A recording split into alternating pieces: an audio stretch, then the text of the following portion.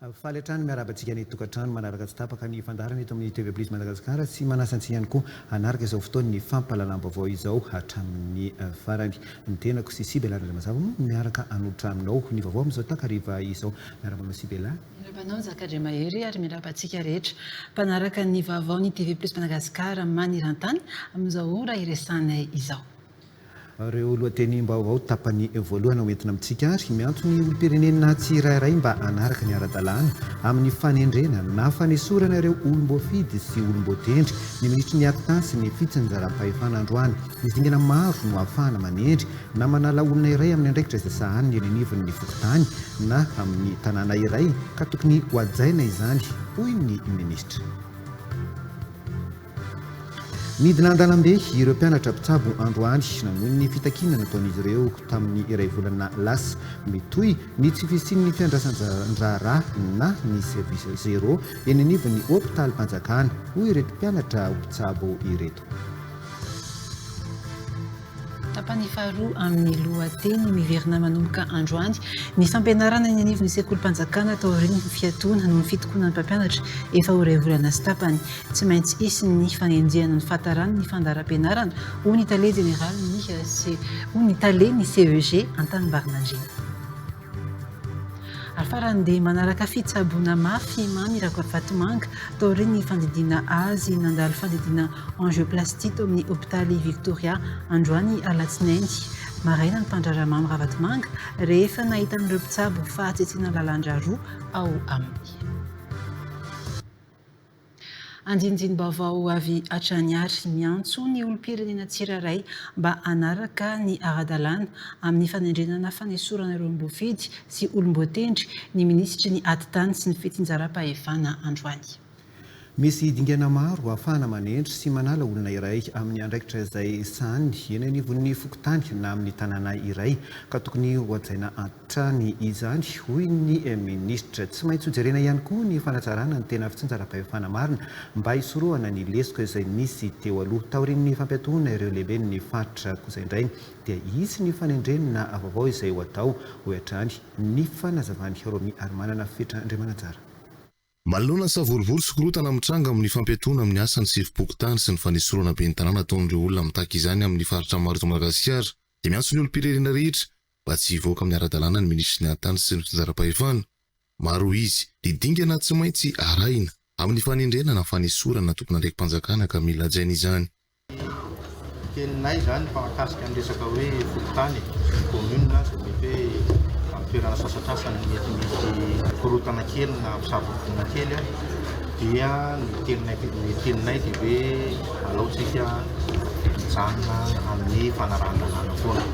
Izay angamba misy pitsopitsony daholo ny hoe fanendrena na fanesorana an'ireny tokony andraiki-mpanjakana reny tokony andraiki fanefotony reny dia ny telinay dia hoe alao hajaina foana zany ny fombafomba na amin'ny fametrahana na amin'ny fanesorana ireny tokony andraikitra eny fotony. Izy kosa ny fikonando nasionaly ahafahana maka ny hevitry ny rehetra amin'ny fametrahana fitsinjaram-pahefana dia na izy ho hiatrany ministra. Ka ireo ataoko hoe asa rehetra ataon'ny fanjakana fohy be any amin'ireo vondrom-bahoaka izy fitsinjaram-pahefana ireo dia hitohy ary tsy maintsy hojerena ny fanatsarana izany satria tsika iroso amin'ny tena hoe fitsinjaram-pahefana marina. Misy ny zavatra tsy maintsy hirosona ary ao anatin'ilay fanavaozana dia rehefa ho avy ny concertation nationale dia tsy maintsy misy ny dinika maro isan-karazany hiantsona ny hery-velona rehetra hoe inona no tokony atao sy apetraka hanatsarantsika ity fitsinjaram-pahefana ity. Taoriana ny fampiatoana amin'ny asan'ireo lehibe ny faritra kosa indray dia isy ny fanendrena vaovao atao atoato ho hiatrany ny fanazavana.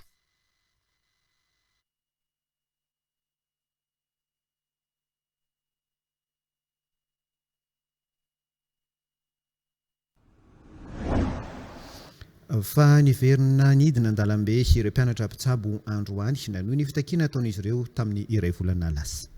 mitohy ny tsy fisian'ny fianarsan-drarana ny service zéro eo anivon'ny hôpitaly Mpanjakana ireo mpianatra ompitsabo fanatsarana ny sehatry ny fahasalamana indrindra ny fampiakarana ny teti-bola izay natokana ho an'ny fahasalamana ao 10,000 isan-jato ny fitakiana ireto mpianatra ompitsabo ireto. Eliza Herman.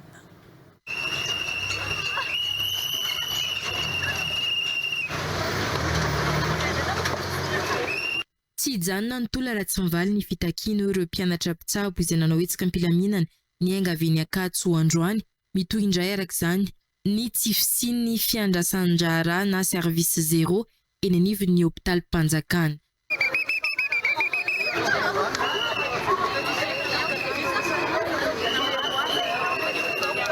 Fanatsarana ny sehatry ny fahasalamana miatomboka amin'ny maha-olona ny fodrafitrasa sy ny tolotra ara-bola arakola sy ara-pitaovana no takiana ho ireto mpianatra ompitsabo ireto. Anisan'ny notsindrin'izy ireo ny fampiakarana ny teti-bola natokana ho an'ny fahasalamana izay nidina ho 5,370 isan-jato. Amin'ny volavolan-dalàna ho an-teti-bola taona 2024 dia ny hena par rapport amin'ny tamin'ny taon-dasa ny teti-bola ho an'ny fahasalamam-bahoaka. Misy anefany ny atao hoe toromarika avy amin'ny OMS sy ny accord izay nosiniavin'i Madagasikara tokony mametraka fa 15% ny budget ny État ny tokony ho anjara ny fahasalamana dia izay ny takinay.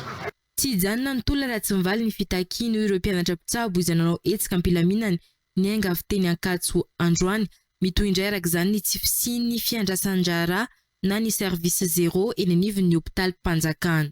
Ny fitakiana izay ataonay dia ataonay am-pilaminana. Misy ny service zéro izay efa ataonay ary dia misy zao marsa pasifika zao ataonao zay ary efa misy akolo lehibe zany ho an'ny fitsaboana ny marary any amin'ny hôpitaly. Ka raha mbola minia mikipy tsy mijery an'izay zavatra efa mitranga zay fanjakana dia namany mamono ny vahoaka malagasy. Ny zotra nankany amin'ny ministeran'ny fahasalamana moa ity diabena ataon'ireto mpianatra ireto ity. Lafiny fanabeazana kosa indray dia miverina nanomboka androany ny fampianarana ny anivon'ny sekoly Mpanjakana taorin'ny fiatoana noho ny fitokonana ny mpampianatra efa ho iray volana sy tapany izao. Tsy maintsy isy ny fanenjehana ny fahataran'ny fandaharam-pianarana isaky ny sekoly hoy ny talen'ny CEG an-tanimbarinandriana mitombo noho izany ny ora fianarana ireo mpianatra ary voakasika izany avokoa ny kilasy rehetra hianatra hatramin'ny sabotsy ny mpianatra sasany ankoatra ny fitombon'ny ora fianarana andavanandro izay ho atao pirinty ihany koa ny lesona sy ny fampiasana ny fanazarana anamorana ny famitana ny fandaharam-pianarana anomboka ny 12 Desambra 2024 izao kosa vao isy ny fanadinana voalohany ho an'ny ireo mpianatra ho hatrany talen'ny CEG an-tanimbarinandriana. Anitra Ralalarisoa eo amin'ny sariny Omega Raneftsona. Niatona nanomboka ny farapara ny volana septambra ny fampianarana teny amin'ny sekoly Mpanjakana ary tsy niverina nandritra ny iray volana sy tapany. Taorian'ny fampiresahana sy fanarahana tamin'ny ministeran'ny fanabeazam-pirenena niverina nanomboka androany ny fampianarana. Tsy maintsy mametraka lamina vaovao ahafahana manenjika ny fahatarana amin'ny fanatanterahana ny fandaharam-pianarana raha nambarany talen'ny CEG eo an-tanimbarinandriana eto an-drenivohitra. Nametraka ny mpampianatra fa anao ny rattrapage. Io dia miankina amin'ny mpampianatra tsirairay ary misy ny ao anatin'ny andavanandro, misy kosa ny miverina ny alarobia araky ny fahazahoan'ny mpampianatra zany mandray ny kilasy izay anaovan'ny fanenjehana ny fandaharam-pianarana izay. Ny mpianatra rehetra dia voakasika izay rattrapage izay daholo. Ho atao pirinty ihany koa ny lesona sy ny fampiarana sasany anamorana ny famitana ny fandaharam-pianarana. Ny lamina faharoa izay niraisin'ireo mpanabe dia ny fanaovana ny polikopy mety izy io ho lesona, mety ho fampiasana na exercice arakaraka ny taranja sy ny mpampianatra mba ahafahan'ireo mpianatra misitraka ara-potoana ary manaraka ny fandaminana ara-pedagojika izany fandaharam-pianarana izany. Manomboka ny 15 Desambra vao hiatrika ny fanadinana voalohany ny mpianatra ho an'ny CEG an-tanimbarinandriana. Na eo aza ny fahatarana sy ny fanenjehana amin'ny fandaharam-pianarana tsy ho voakitika ny fialan-tsasatry ny mpianatra mpampetraka toy ny voafatra tany am-piandohana hatrany raha ny fanamafisany talen'ny CEG eo an-tanimbarinandriana hatrany. Mampatsiany ministra ny fitsarana sy ny tale jeneraly ny fonja mahakasika ilay fifanarahana nandrafetana ny organigramme ahafahan'ny fandrarahan'ny fonja mahaleo-teny amin'ny ampahany ny syndicat-ny mpandrarahan'ny fonja. Tokony nivoaka ny farany herinandro teo io organigramme io raha ny feptaona izay ny fanomezan'ny ministra ny fitsarana sy ny syndicat-ny mpandrarahan'ny fonja. Miankina amin'io rafitra io avokoa no ahafahana manao ny fanendreny rehetra sy ny fanaovana ny filakevitra ambony eo anivon'ny fandrarana ny fonja. Eliza Herman sy Eric Ranevsan. Herinandro katroka androany no nisokafan'ny fonja manerana ny nosy taorian'ny fifanarana ny sy ny marimaritra iraisana teo amin'ny ministeran'ny fitsarana sy ny syndicat-ny mpandrarana fonja tafiditra tao anatin'ny fifanarana ny fandrafetana ny organigramme vaovao izay ahafahan'ny fandrarana fonja mahaleo tena amin'ny ampahany. Mbola tsy nivoaka hatramin'izao io organigramme io raha toa ka afaka herinandro ny feptaona ny fanomezana taorian'ny fionan'ny rotonta raha ny fanazavana efa voarafitra moa izany saingy miandry ny fivoan'ny didim-panjakana. Ny organigramme zany raha tena marina efa voalamina ary efa tafipetraka izy io fa ny fivoan'ilay décret avy any amin'ny primature no andrasana. Voavoaka io organigramme dia izahay ihany no mitantana sy mifehany olombelona anay fa tsy ohatran'ny taloha mpitsara no mitantana zany. Eo ihany koa resaka arabola izahay ihany no mitantana ny volanay fa tsy olona hafa. Miankina amin'ny famoahana io organigramme io avokoa ny fanendreny ireo poste de commandement sy ny fanaovana ny filan-kevitra ambony eo anivon'ny fandrarana fonja na ny CESAP ho hiatrany ny syndicat.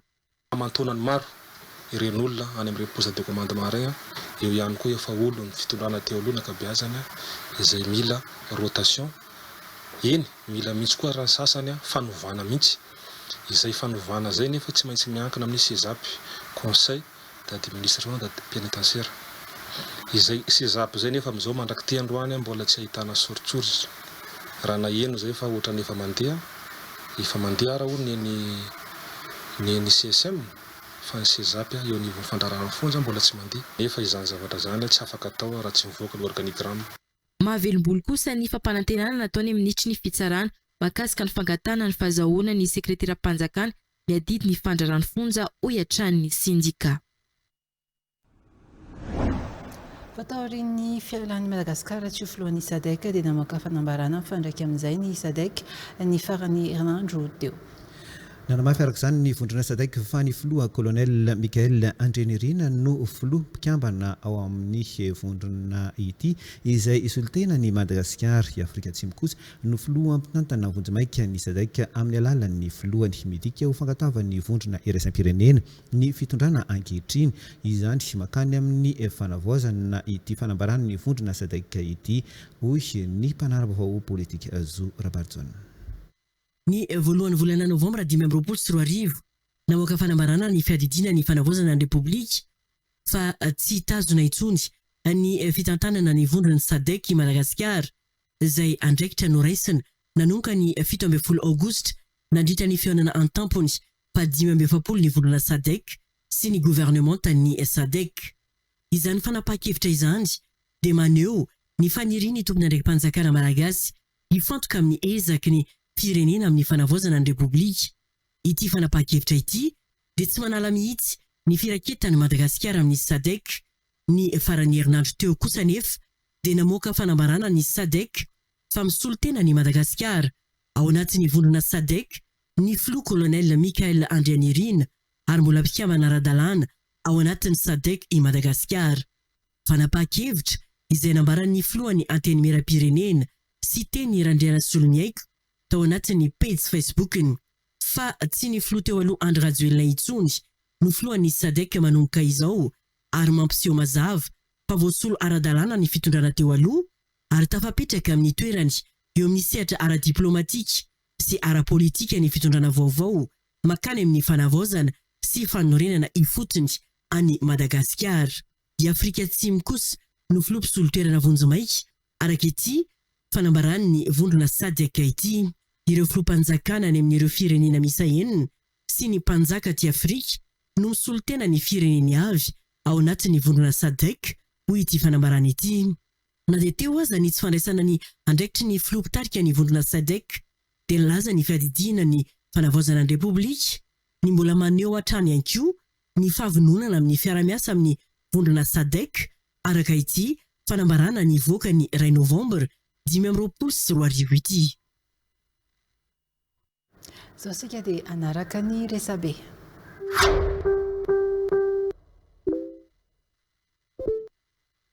Ny pejy Défi Média Info mampafantatra. Hôpital Victoria manaraka fitsaboana mafy Mamy Ravatomanga taorian'ny fandidiana azy. Nandalo fandidina angioplastie tao amin'ny Hôtel Victoria androany alatsinainy 10 novambra 2024 maraina ny mpandrarà Mamy Ravatomanga. Rehefa nahitan'ireo mpitsabo fahatsetsena ny lalandra roa ao aminy. Manaraka fitsaboana mafy araka izany amin'izao fotoana izao ity mpandrarà ity taorian'ny fandidiana azy. I Mamy Ravatomanga izay nahiditra hôpitaly nanomboka ny zoma lasa teo eo ambany fanarahi-maso ny mpitandron'ny filaminana Mauritiana sy ny Financial Crimes Commission na ny FCC. Vesatra roa no anenjehana azy amin'izao dia ny famotsim-bolo sy ny entente délictueuse. Ny pejy Info Culture Média mampafantatra Jirama iroso amin'ny fitokonana faobe ireo mpiasa manderana ny Madagasikara manomboka rahampitso 10 novambra 2024.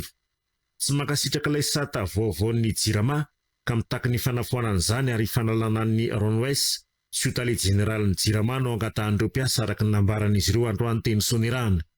Tsy mandray baiko avy amin'ireo mpitantana rehetra ary tsy misy intsony ihany koa ny fampirarana aorian'ny androany.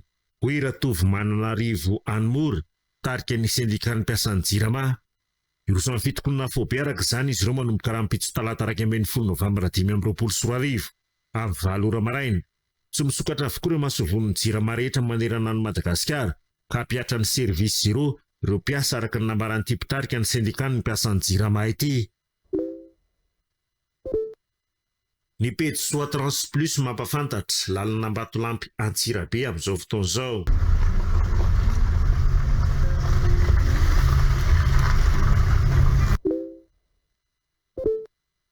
Ny pejy 24 heures madame mampafantatra ny fampidinika ao maly ny solotenan'ny filoha teo aloha Andry Rajoelina sy ireo iraka manokana avy amin'ny vondrona Afrikanina. Mpiara-miasa akaiky tamin'ny filoha teo aloha Andry Rajoelina, minisitra teo aloha, solombavam-bahoaka nandrafitra izany délégation izany. Ny pejy 24 heures madame mampafantatra lozam-pifamoivoizana tetsy bypass Somaly. Raha mijery sika efela amin'ny efa nandefa ilay famantarana fa hivily akavia ity fiara ity fa dia zao ny trango zao ny loza.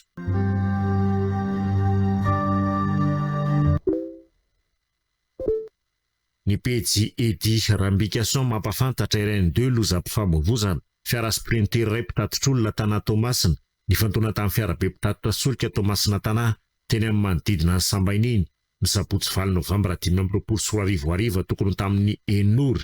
Ny andro manorana ny lalana malama ny mpamily tsy mitandrina vokany. Maro ny naratra tao anaty sprinter izay efa nahazo fitsaboana tsy nisy nenana fohy misy ihany koa ny fahasimbana teo amin'ilay fiara mpitatitra. Efa nandraina indraiky nireo zandary teo an-toerana mirary fasitrana naingana ho an'ireo naratra. Ny pejy 24 heures madame mampafantatra tsahan'mpiantohana mama mitaka ny fanalana ny PCA sy ny firongony. Hampiaton'ny raharaha rehetra ny mpiasan'ny tranom-piantohana mama raha ny nambaran'izy ireo. Ny hanesorana ny filohan'ny filankevim-pitantanana sy ny firongony izay tsy manara-dalàna no sady efa lany feptom-piasana no anto amin'ny fitokonana. Ny pejy gazetiko mampafantatra vola 20 tapitrisa ariary nampitondraina fiara fitateram-bahoaka natao colis no very tao anaty taxi brosy ny zoma teo. Kooperativa manao ny zotra mampitohana Antananarivo Morondava no nitondra netana. Raha ny loharanom-baovao dia teo am-pisakafoanana teo Ambohimandroso izy ireo no nandamy manetana sy napetitra io vola be io. Tsy nisy nahatsikaritra izany moa ireo mpandeha rehetra tao anaty fiara afa-tsy io mpamily io sy ilay mpamily mpandimby azy. Nilaza ilay mpamily fa nisy nanokatra ny sota ka efa lasa lavitra izy ireo vao nahatsikaritra io tranga io. Rehefa voalaza fa ny vola ivody vata dia niverin-dalana izy ireo ny safin'ny lalana rehetra ny lalovana saingy tsy hita ny vola be. Misokatra ny fanadihadiana mahatarana ny marina amin'ity raharaha ity ka ny zandary no mandray an-tanana izany.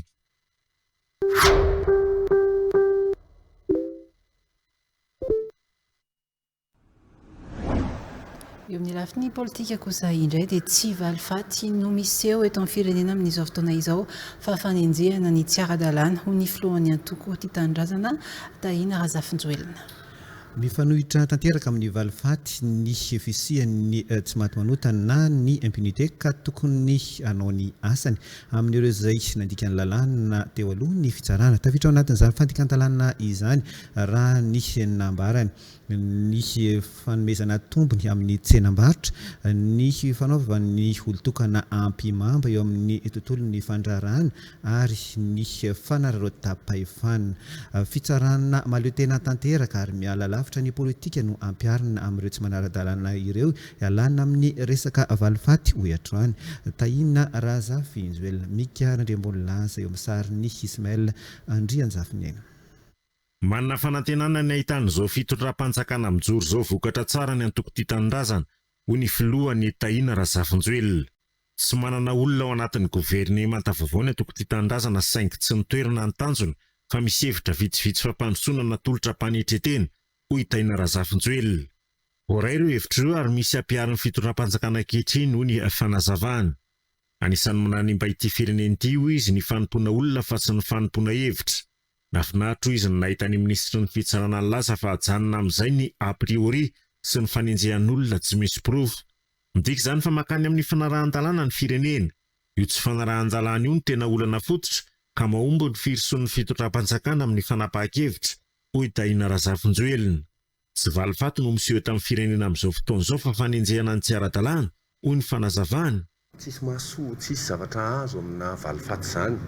Ny hoavy dia tsara foana no ny lasa. Averiko tsara mihitsy izay raha olona variana mamaly faty dia tsy afaka ny androso. Zany tsy manala mihitsy fahamarinana.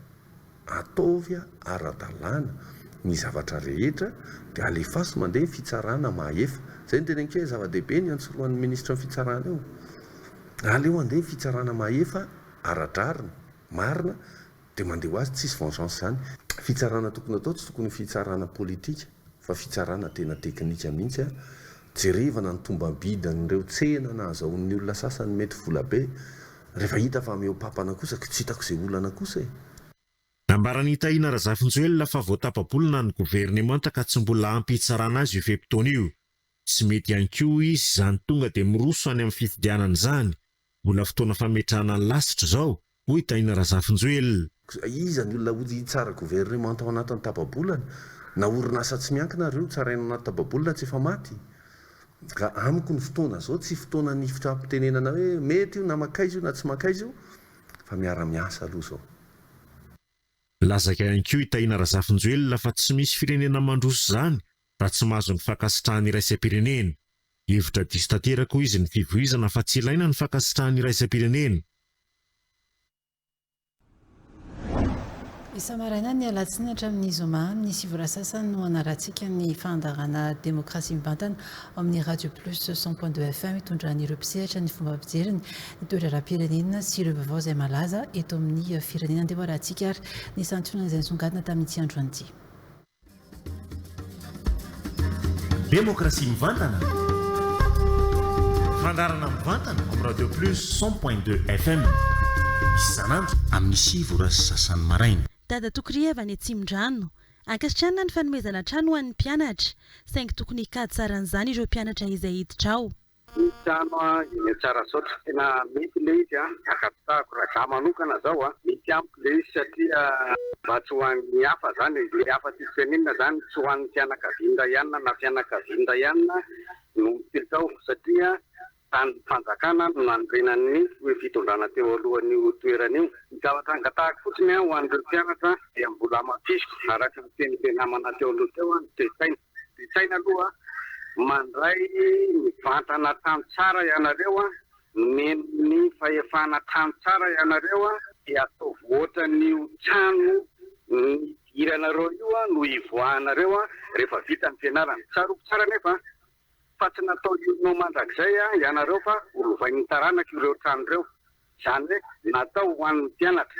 Eto dia manao fiangaviana mihitsy ho an'ny mon kolonelina zany mba tsy hisy fianakaviana ihany efa manana tokantrano manambady hitoetra ao amin'ile trano tsara sotra satria efa natolotra ho an'ny mpianatra io ekena mihitsy mety zany ho an'ny mpianatra io. Demokrasia mivantana.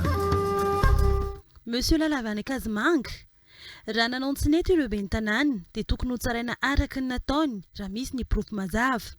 Ity ben'ny tanàna tsika eto Antananarivo renivohitra ty inona moa dia fony foka forongony dia lana hatramin'ny ampaha kosa ka tsy mety ka raha nakala tsika aiza ny profo aloha profo nanotokodom-bolo izy aiza ny profo dia etinao fitsarana fa kosa raha hoe alakotsika tsy tiako tarehy kosa mba tsy mety ohatra zay koa zany lako tota tsy mindrano ino profo fanotokodom-bolo izy ino profo anagalatra izy dia misy fitsarana fa hoe alakotsika tsy tiako tarehy kosa tsy mety.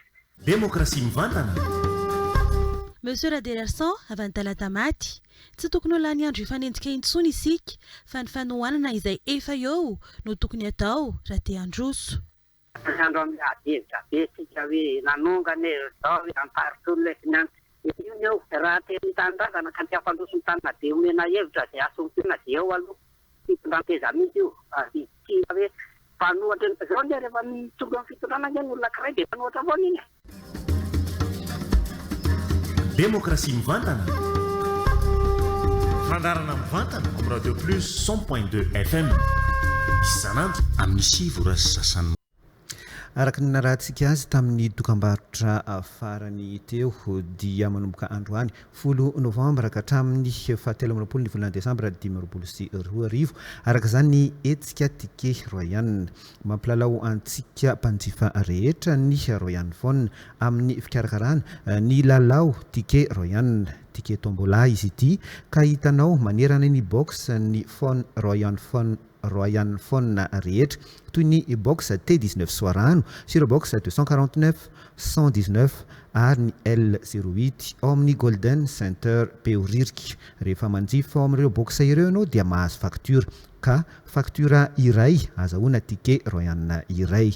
Ny fisarihana kosa dia ho tanterahana ny 14 desambra 2022 ka finday telo original sous carton no loka hozaraina amin'izany izay tsara vintana izay voasarika mahazo larana voalohany moa no ahazo ilay Google Pixel ho atolotry royane phone diso anjara ihany koa nefa ireo voasarika mahazo ny larana faharoa sy fahatelo satria ao ihany koa ireo loka finday Redmi Note sy Benko sous carton izay avy amin'ny royane phone hatrany. Mbola hoarantsika eto hatrany moa ny akon'izay lalao izay.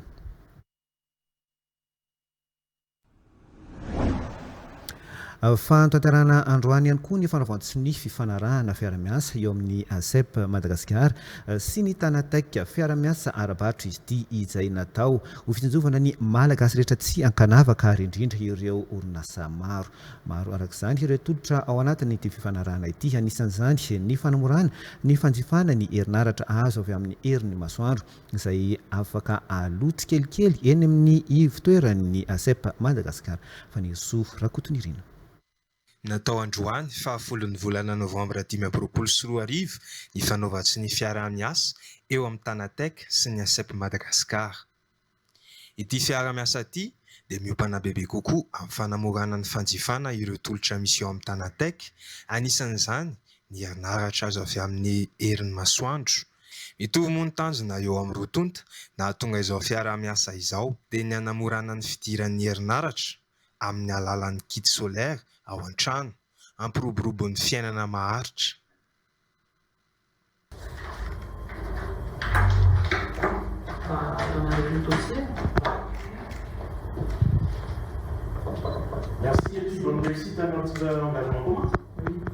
Fiara-miasa eo amin'ny ASEP Madagasikara sy Tanatec izany hoe ny tanjona amin'ilay izy dia ny hanamora kokoa ho an'ireo malagasy rehetra na ihany koa ho an'ireo société moa izany izay mila an'izay hoe herinaratra azo avy amin'ny herin'ny masoandro izay mihitsy ilay izy hoe fanamorana fiara-miasa ara-barotra ilay izy izay hoe manamora ny fahazoana an'izay resaka énergie solaire izay amin'ny alalan'ny fandoavana tsikelikely atao amin'ny ivon'ny ASEP. Tanatec moa dia groupe anankiray ao anatin'ilay groupe misy branche maromaro fa branche anankiray hoentiko aminareo eto resaka matériel informatique, téléphonie dia resaka système de vidéosurveillance. Izany hoe ilay groupe anankiray, ilay branche anankiray ao anatin'ny groupe Tanatec, ilay Cryptotech dia ao anatin'izay misy ny système de vidéo de surveillance dia misy ihany koa ny téléphonie, misy ihany koa ny matériel informatique sy ny accessoire, ny ordinateur portable sy ny accessoire mifanaraka aminazy zany. Dia izay koa tafiditra ao anatin'ilay tolotra iarahana miara-miasa amin'ny ASEP, izay tolotra rehetrarehetra izay.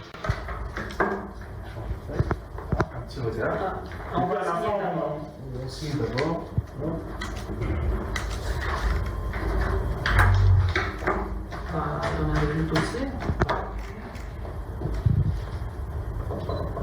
et puis bonne réussite à notre engagement commun. Merci. Natao fitsanjovana ny malagasy sy ireo orinasa madinika sy ny salatsala moa ity fiara-miasa eo amin'ny ASEP sy ny Tanatek ity. Marika ahafantarana ihany koa ity fa mitandro ny tontolo iainana ny ASEP Madagasikara. Olon-tokana tsy voatery hoe tokantrano iray fa afaka ihany koa ireo orinasa madinika sy salatsala ny malagasy no manjifa izay tolotra ao anatin'ny fiara-miasa ny ASEP sy ny Tanatek izay. Ina moa no anton'izay satria ilay izy dia famokarana herinaratra amin'ny alalan'ny angovo azo avoazina amin'ny ankapobeny rafehezina ilay fiara-miasa. Izay ihany koa dia marika anankiray fa ASEP Madagasikara dia isan'ireo orinasa izay mitandro hatrany ny tontolo iainana eto Madagasikara. Sotsika dia naraka ireo vaovao tapatapany. Nandalo fandidina geoplastika atao amin'ny hôtely Victoria androany alatsinainy 10 Novambra 2024 maraina ny mpandraharaha amin'ny Ravatomanga rehefa nahitan'ireo mpitsabo afatsitsenana ny lalan-drà tao aminy. Manaraka fitsaboana mafy araka izany amin'izao fotoana izao ity mpandraharaha ity taorian'ny fandidina azy. Imam Ravatomanga izay nahiditra hôpitaly nanomboka ny zoma lasa teo eo ambany fanarahi-maso ny mpitandro ny filaminana Mauritiana sy ny Financial Crimes Commission na ny FCC. Vesatra roa no anenjehana azy amin'izao dia ny famotsim-bola sy ny entente délictueuse. Tanterahana omaly 9 Novambra 2024 tontolo andro tao amin'ny lapan'ny kolontsaina sy ny fanatanjahantena mamasina ny fitombavaka lehibe namaranana ny fito alahady 2024 eo anivon'ny Egliza Chaîne. Fitombavaka lehibe nampitondraina aloha hevitra hoe Jehova anao famantarana sy fahagagana lehibe ho anao. Nisy dirana inefatra miantona izany dia tamin'ny 9 ora sasany maraina, 8 ora sasany maraina, 10 ora sy sasany maraina ary ny fitombavaka lehibe ny tolakandro nanomboka tamin'ny 2 ora sy sasany tolakandro. Fenopoka hatrany ny lapan'ny kolontsaina sy ny fanatanjahantena nandritra ireo fidirana inefatra miataona ireo. Nisy ny vavaka manokana ho an'ny tokantrano, ny asa, ny fianarana, ny tetikasa ary ireo sehatra hafa eo anivon'ny fiainan'ny tsirairay.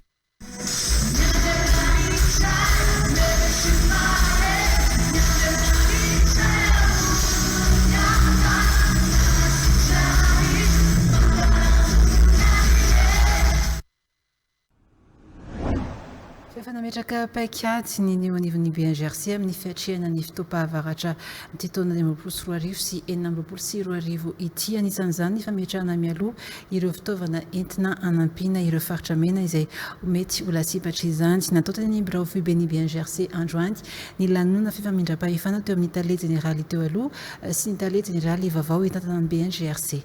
Romi Armanana fetra Andriamananjara.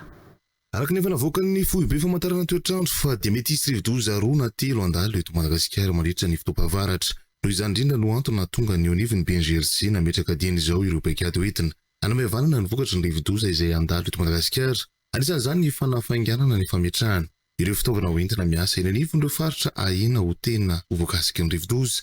Tsikilan'izay ihany koa dia miatrika fampiofanana ireo mpiara-miasa eo anivon'ny BNGRC mba afaka avy hatrany manampy ireo mpiarabelona mandritra ny fitopahavaratra. Dia raha ny BNGRC manokana efa ela ny nomana tamin'izany tamin'ny alalan'ireny fanaovana fandrafetana natao hoe fanavaozana an'ireny plan de contingence régional national vao vita voainga an'ireny ny fiomanana fijerena akaiky ny fitaovana rehetra zay ananan'ny BNGRC apetraka any amin'ireny faritra ireny ary efa natsidika teo ihany ny fanomezana fanofanana ny ato amin'ny BNGRC anatiny dia ireny any mifaritra any amin'ny fokotany any amin'ny commune sy any amin'ireny district ireny. Natao teny amin'ny birao foibe ny BNGRC ny lanonana famindram-pahefana teo amin'ny général Laka Olivier Andriakaja tare général teo aloha sy ny général Manatso Gabriel tare général vaovao eo anivon'ny BNGRC.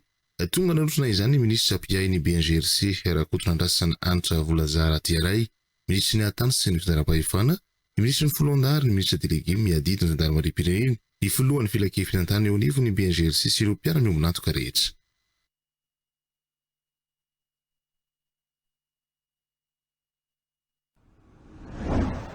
eo amin'ny vaoan'ny fanatanjahantena kosa indray sehatra iray ahafahana mampandroso azafady ny taranja baolina kitra ny fisian'ny kianja ka tsy nanao ambanin-javatra izany ny mpitantana kluba iray izay nanoditra ny kianja syntetika Arifomba eo Ambotavo Anosiala anatin'ny distrikta ny Ambohidratrimo. Natao hoan'ny baolina kitra lalaovina olona 7 na juin 7 ny kianja mazaka ampijery 70 ihany koa ny tribune amin'ny ity kianja ity misokatra ho an'ny rehetra ny kianja eo Ambotavo Anosiala ety raha ny fanazavana voaray.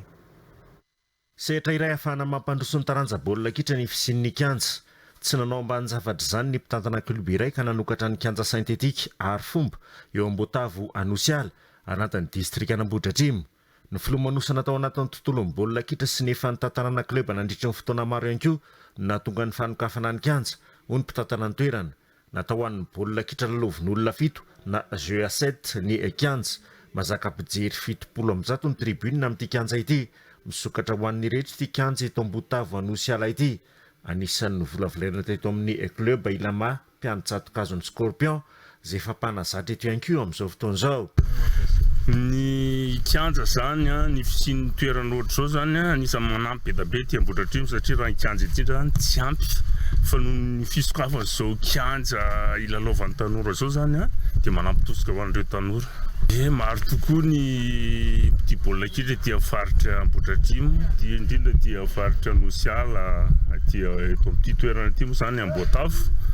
Dia raha ny olana amin'ity baolina kitra ity zany ny tena olana zany fahitako azy matetika ny ety fotony zany tsy dia misy mpijery, indrindra ety amin'ny faritra Ambohidratrimo, ety Anosiala, maro ireo mpire tanora nefa rehefa tonga amin'ny sehatra ny ohatra zao indraindray raha vao tsy taritina amin'ny toerana filalaovana tahaka izao zany le tanora dia lasa varilavo any amina zavatra hafa ka ny tanjona anay zany amin'le izy dia ampifondronana an'ireo tanora mba hilalao amin'ity lalan'ny sport. Maro ireo ankizy efa navoaka ny kluba teto izay efa misy ny milalao any Frantsa.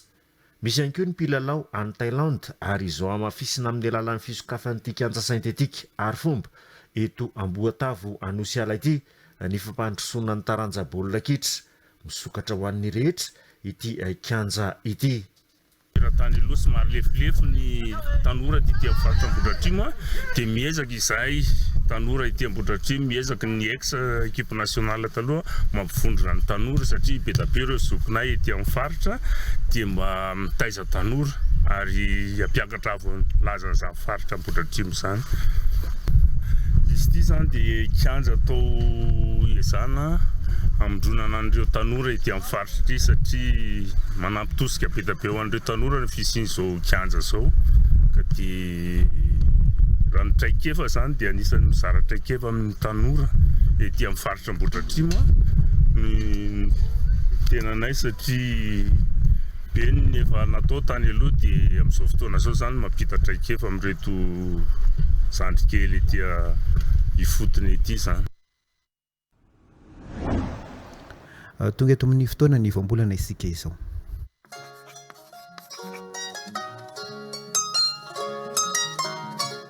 Androany dia ny voambolana hoe manihatra indray no izana fatarina ny heviny. Ny hevitry ny hoe manihatra dia samy tsena na koa hoe fanandrina, izany hoe fanena na miona na koa mifanatrika. Amin'ny teny frantsay no mahalaza azy dia hoe se rencontrer. Voambolana izay azo lasaina tsara ohatra rehefa amin'ny teny malagasy atao anatin'ity fehezanteny manaraka ity. Avy niaritra mafy tany amin'ny hopitaly izy ka tsara raha manihatra azy ao an-tranontsika fianakaviana rehefa mody izy. Hitantsika ihany koa voambolana ohatra atao anatin'ity fehezanteny manaraka ity. Tandreo mandeha alina fa tsy vita mora mifanihatra amin'ny olon-dratsy na koa hoe tena rariny raha ho tsenaina eny amin'ny seranam-piaramanidina ireo atleta malagasy satria nahazo amboary izy ireo rehefa avy nanihatra tamin'ireo ekipa mifanandrina tamin'ny lalao goavana iny. Rehefa azontsika ary midika amin'ny voambolana hoe manihatra izay midika hoe samy tsena na koa fanandrina dia azontsika izarana tsara mampiasa izany araka ny tokony hitenenana azy. Sarobidy ny teny malagasy ary fahaizana mahafehy azy TV Plus Madagascar.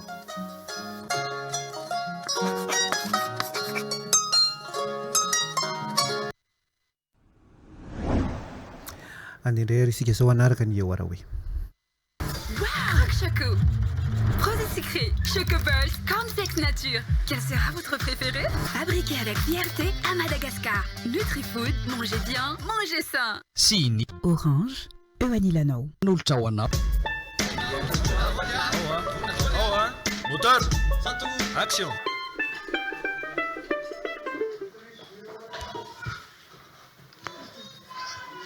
Miala tsiny indrindra fa tena tara be a.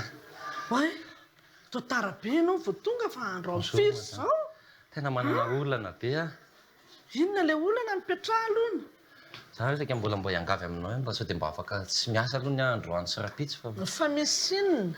Sady tara be, fotoana ny fanadinana zao nefa mpampianatra manao tontolo be. Manana olana kely ara-tokantrano e. Tsy milamina mihitsy izany a. Ahoana inona le olana? Saraka izay sy le vato. Fa naninona? Ny saraka? Nareo ary mifankatia be voamaly ny hitako. Zavatra tsisy dika, zavatra kely izay le avy mifankaisa izy le avy naka namaly teto iny dia zavatra tonga tany an-trano dia famaliana kely ohatray dia lasa nihitatra zavatra be le izy nefa. Tantarao?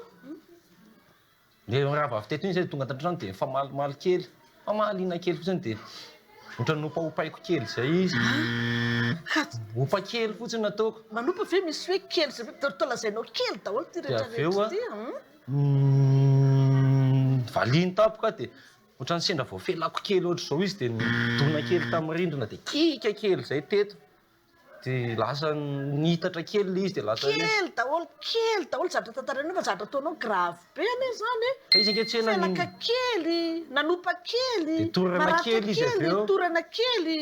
Dia lasa le fianakaviany lasa tonga tao aminay daholo dia ohatran'ny hidirana zareo le fiainanay hoe mamonimony kely hono a kasikasy tanana kely dia lasa. Tsy melosa, le izy tsy hoe nidirana le fiainanao fa tsy azo atao mihitsy mikasy tanana vehivavy, mikasy tanana vady zany a tokony mifampitay zany fa tsy mifamono. Kely dao nefa ny zavatra ataonao a efa tena grave be mihitsy tonga any amin'ny hôpitaly mihitsy ve? Raha maratra kely ary raha maty dia matimaty kely koa. Azo atao an'izany a moa madama fa. Tena tsy mety zany a. Ary aza fangaro a le resaka tokantrano sy le asa tokony tonga miasa aloha milamina tsara fa ianao sady mamono vady mamono kely tena trop zany a. Dia zao koa mbola hoe tavy hoe taratara kely koa. Dia mety hisaraka kely mihitsy ary zao izay zao dia mety ho matimaty kely dao nefa zavatra ataonao efa grave be mihitsy. Latsaina intsony moa zany. Aza manao an'izany intsony manaraka mila miova fa tena aza mampiatra herisetra aminay vehivavy fa tsy mety. Aza fangaro ny asa sy ny fiainan-tokantrano, mampigadra ny fikasihan-tanana. Coupé. Dans la boîte.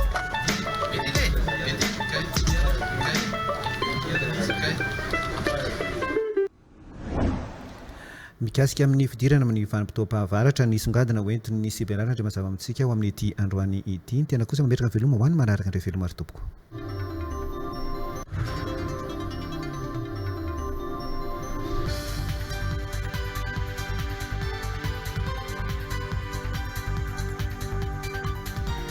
Miteraka fahasimban'ny voly isaky ny vanim-potoana fahavaratra ny fahavakisan'ny fehifloha ao amin'ny komina Ambohijanaka. Voamaikana nampitrotraka ny fahavoazana ny fahasimbanana teraky ny fahavakisan'ny toby fitahirizan-drano orinasa iray eny an-toerana farany teo. Ho fiarovana ny volin'ny tantsaha ataon'ny komina Ambohijanaka sady isorohana ny tondran-drano amin'izao akatoko ny fahavaratra izao dia notanteraka hetsika fanampenana fehifloha simba sy fanadiovana lakan-drano ary fanarana atsanga ny mponina eny an-toerana tamin'ity androany ity. Antrara Larso, Omegarana Eftsana. Velona amin'ny fambolena ny 20 isanjato ny mponina anatin'ny komina Ambohijanaka. Sedra olana nefa izy ireo mandritra ny vanim-potoana ny orana vokatry ny fahavakisan'ny fehifloha. Fokontany efatra andalovan'ny fehifloha manondraka tanimboly sy tanimbary sady fivarianan'ny ranon'orana ny tena lasibatra isan-taona. Antony anatanterahana hetsika fanadiovana lakan-drano sy fanarenana fehifloha teny an-toerana androany. Ny tokony ho izy aloha zany a alohan'ny fotoam-pahavaratra dia tokony hisy hatrany ny fanalana ireo tany mirotsaka anaty fehifloha satria dia maniry ny fikorinan'ny rano moa ireny. Teo moa zany a dia marihana fa nisy ny fahavakisan'ny barazin'ny sandan-drano izay nandripaka ireo fefoloa izay nanifinify a dia reny lesana no atevenina moa zany reny tamin'izao asa tany maro zao a ny asa tanterahana dia manampina ireo fefoloa izay vaky vokatry ny tondra-drano dia manadio ireo kirihitra izay manery ny fefoloa misakatsakana ny fandehanan'ny rano dia manadio koa misy moa ireo izay tsy hita izay atao aminazy fa manary ireo zordira any amin'ny fefoloa dia anisany tsy maintsy diovina ihany koa zany. Lasa sarony atsanga ary maty ny volon'ireo tantsaha vokatry ny fahavakisany fefoloa isa-taona. Ny tombony dia afaka mamboly izy satria le fetraikany zany lasa tsy afaka dibotry ny atsangatsy amanorana araka fitenena ny tambary sy ny tamboly dia lasa tsy afaka mamboly zareo nefa ny 80% ny ety mpamboly daholo. Ireo mponinahitra aboina vokatry ny fahavakisany toby fitehirizan-drano ny sandan-drano sy mipetraka manodidina ny lakan-drano nodiovana no nanatanteraka ny fanadiovana sy fanamboarana androany. Natao asa tana maro ny hetsika ary nahazo tambiny ireo nandray anjara. Noho le voina ny tranga tamin'le tondra-drano teo zany dia nisy siniben-drano vaky teto amin'ny faritra Ambohijanaka. Io siniben-drano io hita tao amin'ny fokontany Akadivola dia rehefa vaky io fefoloa io siniben-drano io dia nitarika fahavoazana lehibe teto amin'ny faritra Ambohijanaka. Fokontany efatra ny tena tratran'le voina dia Akadivola, Sorankely, Maimandry dia tonga aty Alonosy. Dia hitan'ny dia nahazo an'le famatsim-bola le tetikasa fanarenana zany dia ireo olona marefo no natsoina, ireo olona traboina aloha voalohany traboina tamin'ny voina iny dia manaraka koa natsoina ireo olona marefo. Isan'ny fanaraha-maso ny fahadiovany lakan-drano sy ny fanajana ny foto-drafitrasa Voanarenina ohatra ny tompon'andraikitra anatin'ny kaomina Ambohijanaka anatin'ny distrika n'Antananarivo Atsimondrano. Dia izany koa manakatona ny fampalalam-baovao amin'izao alina izao mankasitraka antsika rehetra nanaraka izany hatramin'ny farany. Veloma tompoko.